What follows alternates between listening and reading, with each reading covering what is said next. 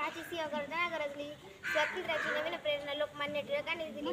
भारताचा इतिहास ज्या नावाशिवाय अपूर्ण आहे असे नाव की जे आजही घेतले तरी सर्वांचा ऊर हा अभिमानाने भरतो असे नाव म्हणजे लोकमान्य टिळक. प्रथम त्यांच्या प्रतिमेचं अभिवादन करून मी माझ्या भाषणास सुरुवात करते.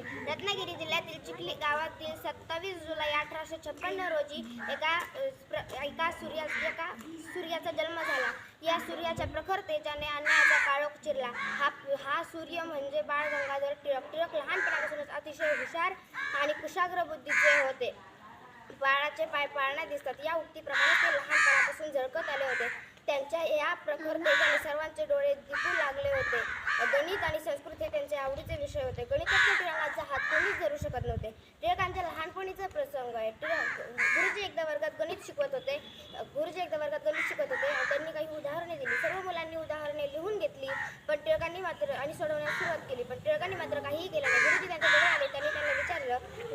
टिळकांनी वहीवर न लिहून घेता सर्व उत्तरे फळ्यावर मांडली.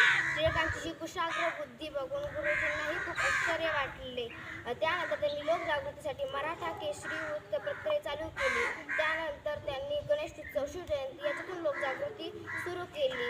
जहाल सारणी होती, लेखणी तलवार होती. प्रखर त्यांच्या विचारांनी ब्रिटिश सत्ता